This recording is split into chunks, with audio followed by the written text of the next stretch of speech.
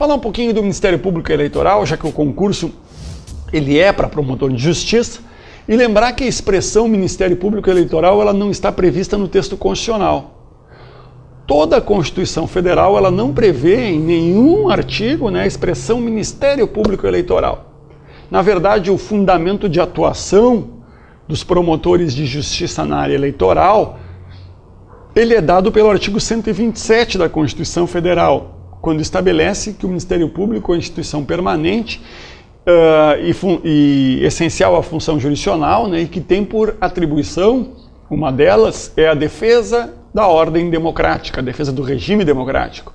Fundamentalmente é dessa expressão que se sustenta a fundamentação para que o Ministério Público Eleitoral tenha um reconhecimento de uma plenitude de atuação nessa matéria. A Lei Complementar número 75 do Ministério Público da União traz regulamentação sobre o Ministério Público Eleitoral a partir do artigo 72.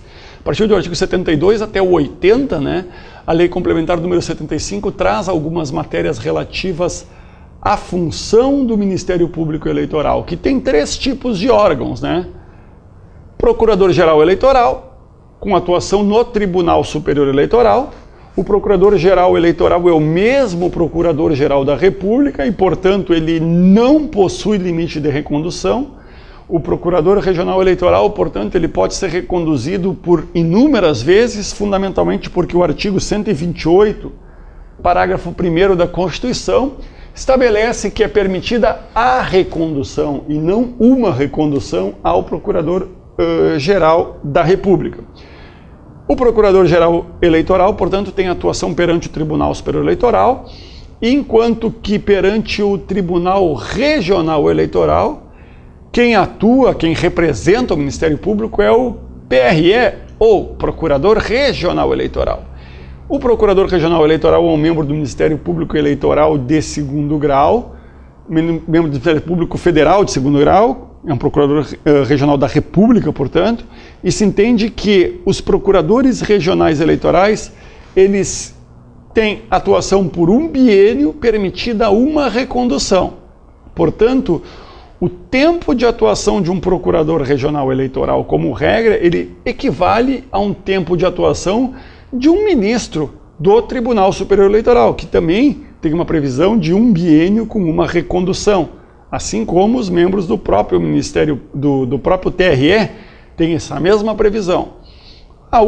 Portanto, o único órgão que não tem limite de recondução é o PGE, Procurador-Geral Eleitoral.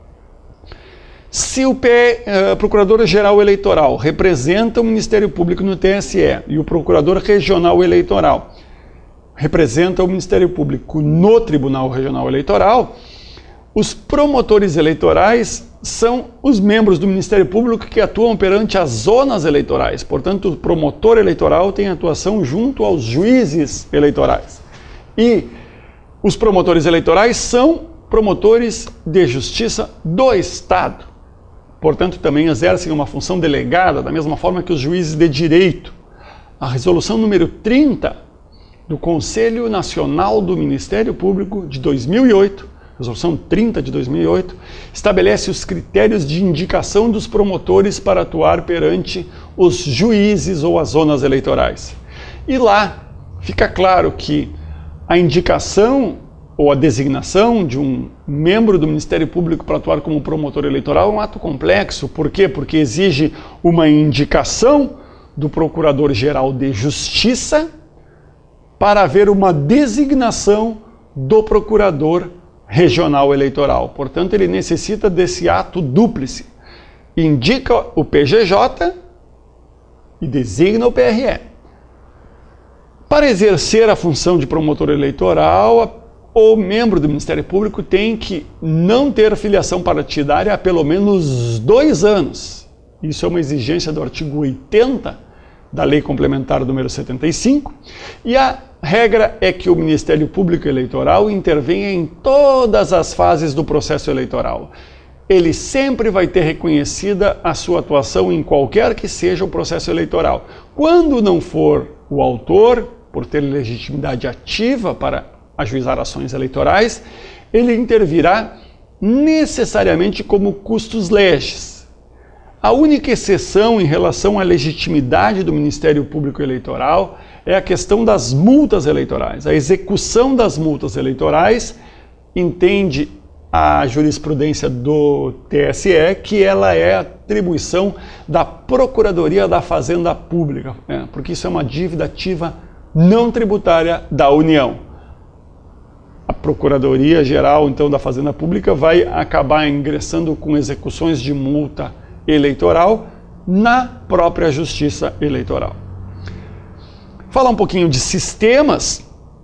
Nós adotamos 2 sistemas no Brasil, o sistema majoritário, que é aplicável aos cargos do Poder Executivo, presidente, governador, prefeito e senador, né? E esse sistema ele se desenvolve no sistema de maioria absoluta ou de maioria simples.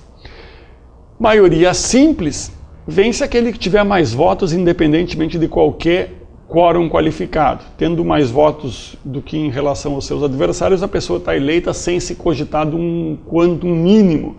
O sistema de maioria simples ele é aplicado para os cargos de senador da República e para os prefeitos nos municípios com menos de 200 mil eleitores. De outro lado, prefeitos dos municípios com mais de 200 mil eleitores, governador e presidente da República, o sistema é de maioria absoluta. E então, para ser considerado eleito em primeiro turno, a pessoa tem que fazer mais da metade dos votos válidos, ou seja, despreza-se os votos brancos e nulos, e a pessoa, para ser eleita, tem que fazer mais da metade dos votos dos seus adversários, 50% mais um dos votos. Portanto, se não se atingir esse quórum, esse quantum mínimo no primeiro turno, os 2 candidatos mais votados passam ao segundo turno, onde então resta eleito aquele que tem a maioria simples dos votos. Todos os cargos do sistema majoritário, é bom lembrar, têm uma característica em comum, que é o princípio da unicidade de chapa, ou o princípio da indivisibilidade de chapa. Previsto no artigo 91 do Código Eleitoral, ele estabelece que a aliança entre candidaturas se far-se-á em chapa única, indivisível, ainda que resultante de coligações diversas. Portanto, se um prefeito e um vice formam uma coligação, ambos de partidos diferentes, eles acabam encabeçando uma chapa e o voto que ambos recebem é computado e beneficia a ambos. Quer dizer, o princípio da unicidade de chapa trabalha com a ideia de que a chapa se beneficia dos votos da mesma forma que a chapa fica prejudicada por eventual ilícito que é praticado. Fundamentalmente pelo princípio da unicidade de chapa, é que quando se requerer ou se ingressar com uma ação judicial para cassar um mandato ou um diploma de um candidato a prefeito, por exemplo, o seu candidato a vice, o seu vice já eleito, ele é litisconsorte passivo necessário. Isso hoje é entendimento sumulado pelo Tribunal Superior Eleitoral. Além do sistema majoritário, para os cargos de deputado federal, deputado estadual, distrital e vereador, nós temos o sistema chamado proporcional. O sistema proporcional, ele trabalha não com a eleição do mais votado propriamente dito, mas trabalha com a questão do voto de representatividade. São considerados eleitos determinados candidatos, levando-se em consideração o número de votos obtidos por aquela representação partidária, aquele partido ou coligação, conforme o caso. Para se chegar aos cálculos do sistema proporcional, primeiro se calcula o chamado quociente eleitoral. O que é o quociente eleitoral? É o número mínimo de votos necessário para se ter direito a uma determinada vaga. Esse quociente eleitoral, ele é obtido pelo número de votos válidos na circunscrição, portanto se despreza os votos brancos e nulos, se pega o número de votos válidos e se divide pelo número de vagas. Exemplo, num município com 10 mil votantes, 10 mil votos válidos, tendo 10 vagas a vereador, 1000 seria o quociente eleitoral, ou seja, partidos e coligações para terem direito a vagas teriam que atingir no mínimo 1000 votos. Quem não chegasse a quanto de 1000 estaria excluído, portanto, da distribuição ou do direito a vagas. Após a obtenção do quociente eleitoral, o partido, para se saber o número de vagas que cada partido ou coligação tem direito, se vai para um segundo cálculo, que é o cálculo do quociente partidário. Essas regras estão lá no artigo 106 e 107 do Código Eleitoral. Quociente partidário é o número de votos, portanto, que o partido tem direito naquela circunscrição.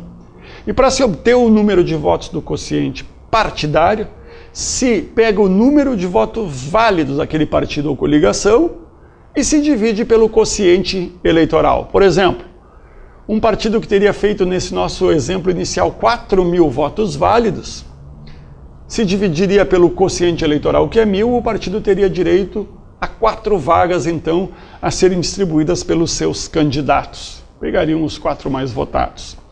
Qual é a grande novidade aqui? A grande novidade é que a Lei 13.16515 estabeleceu algumas situações bem interessantes e, basicamente, ela criou a chamada cláusula de desempenho individual. O que é a cláusula de desempenho individual? É que, de acordo com a nova lei, para que um candidato seja considerado eleito, não basta que ele esteja contemplado entre aquele número mínimo de vagas que o seu partido atingiu, mas ele tem que ter um desempenho individual mínimo, ou seja, para ele ser considerado eleito, ele tem que individualmente, tem que ter feito no mínimo 10%, um número igual ou superior a 10% do quociente eleitoral. Então, naquele nosso exemplo de um quociente eleitoral de 1.000 votos, só seriam considerados eleitos aqueles 4 candidatos, do nosso exemplo de um partido que fez 4.000 votos, se esses candidatos fizessem individualmente votos em número igual ou superior a 10% do quociente eleitoral. No nosso caso, quociente eleitoral 1.000, os candidatos teriam que fazer no mínimo 100 votos individual cada um para terem direito ao preenchimento dessas vagas. Essa é uma novidade, portanto, da lei, e a lei estabelece uma outra situação, que essa cláusula mínima de desempenho, ela não é exigível dos suplentes. Os suplentes a vereador ou a deputados, eles podem obter a condição de suplência ainda que tenham um desempenho eleitoral fraco, ainda que não obtenham esse mínimo de 10% do quociente eleitoral. Essa é uma grande novidade da lei que previu também uma nova fórmula para a distribuição das sobras. Observem ali que essa nova fórmula levaria em consideração o número de lugares definidos para o partido pelo quociente partidário, mais um, mas essa expressão foi reputada inconstitucional pelo Supremo Tribunal Federal nessa ação direta 5420 da relatoria do ministro Dias Toffoli. Portanto, essa expressão não tem validade e o critério de distribuição das sobras ele permanece inalterado pela nova legislação. Continua sendo, portanto, o critério da maior média que vige desde o início do Código Eleitoral. Falar um pouquinho sobre direito partidário, lembrando que os partidos políticos são pessoas jurídicas de direito privado, de acordo com a nossa Carta Constitucional. Isso é consagrado lá no artigo 17, parágrafo 2º, portanto, o partido político tem autonomia para definir, para deliberar sobre questões internas e, atualmente, a lei do mandado de segurança estabelece que o dirigente partidário ele pode ser autoridade para fins de mandado de segurança. Ele pode ser autoridade coatora, o dirigente partidário, para fins de mandado de segurança, que é uma novidade da lei do mandado de segurança, que é importante destacar porque antes havia uma certa dúvida sobre o cabimento do mandado de segurança contra a direção de partido político, né? O partido político ele pode concorrer para um determinado pleito isolado, ou seja, sem se coligar a ninguém, ou ele pode concorrer mediante uma coligação. A coligação nada mais é do que uma junção de partidos para concorrerem juntos a um determinado processo eleitoral.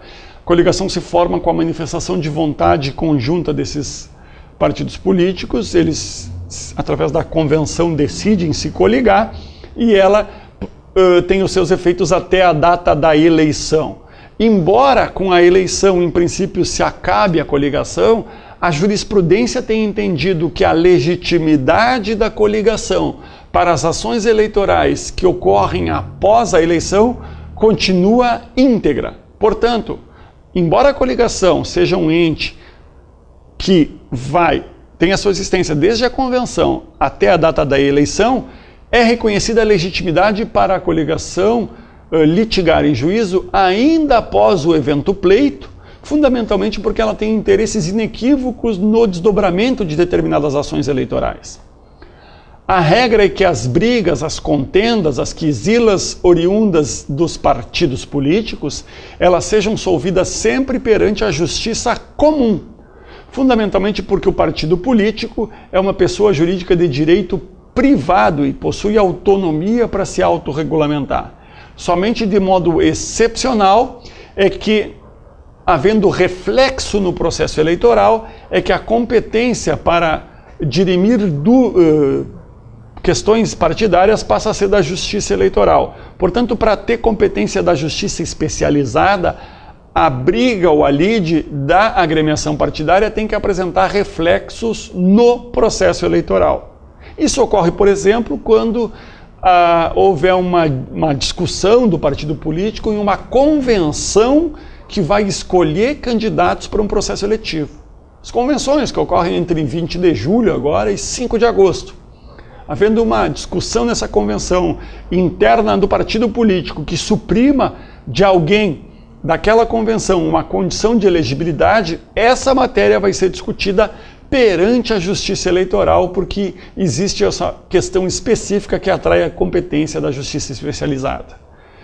Para encerrar a questão da fidelidade partidária, lembrar que o princípio da fidelidade partidária, ele foi reconhecido pelo Tribunal Superior Eleitoral, ou seja, o mandato pertence ao partido, e havendo uma troca de partido sem uma justa causa, a pessoa perde o mandato eletivo. Essas decisões do Tribunal Superior Eleitoral, elas viraram uma resolução, que é a resolução 22610 do TSE, de 2007. Essa resolução disciplina o processo de perda do mandato eletivo em caso de desfiliação partidária. O TSE, então, ele criou hipóteses de justa causa, ele criou prazo judicial para se postular o mandato em caso de uma troca de partido sem justa causa. Ele fez toda uma questão procedimental e essa resolução foi tida por constitucional pelo Supremo Tribunal Federal. Então observem que uma resolução criada pelo Tribunal Superior Eleitoral que disciplina o processo de perda de mandato eletivo em caso de desfiliação partidária tem a sua constitucionalidade assentida pela Corte Superior. Ela disciplina inclusive competência, A competência jamais vai ser do juiz eleitoral. Ela vai ser no caso dos mandatos federais do TSE e nos demais casos, inclusive prefeito e vereador, é do Tribunal Regional Eleitoral. Qual é a novidade? A novidade é que isso hoje tem um status legal. A Lei 13.165 de 2015 acrescentou um novo dispositivo à Lei dos Partidos Políticos, que é o artigo 22A, em que disciplina a fidelidade partidária. Pela primeira vez, portanto, desde a Constituição de 88, a questão da fidelidade partidária tem um dispositivo legal, E esse dispositivo legal é exatamente o quê? Perderá o mandato o detentor de cargo eletivo que se desfiliar sem justa causa do partido pelo qual foi eleito. Essa é a questão. Isso hoje tem uma disposição legal. E lá no parágrafo único se estabelece as hipóteses de justa causa para a desfiliação partidária. Mudança de partido, mudança do programa partidário, grave discriminação política pessoal e se cria no inciso 3º a denominada janela, ou seja, a mudança do partido nos 30 dias que antecedem a filiação partidária, sempre destacando que essa mudança, para ser considerada lista, ela tem que ocorrer no término do mandato vigente. Portanto, quem pode se valer da janela para as eleições de 2016 são os candidatos aos cargos das eleições municipais, que estão terminando, Se valendo do prazo de 30 dias antes da filiação partidária até 2 de abril, né? A partir de 2 de abril é o prazo final, então seria 30 dias antes de 2 de abril, os candidatos às eleições municipais que trocaram de partido não perdem o mandato eletivo pela janela, artigo 22A, parágrafo único, inciso 3º. Certo? Essas são basicamente as questões em relação à filiação partidária e aqui então nós entendemos que a matéria mais relevante em relação a esse primeiro tópico já pode ser encerrada. Nós vamos ter ainda 3 encontros para tratar sobre matéria eleitoral. Esses encontros vão abranger condições de elegibilidade, ações eleitorais e, no último, processo penal eleitoral e a campanha eleitoral.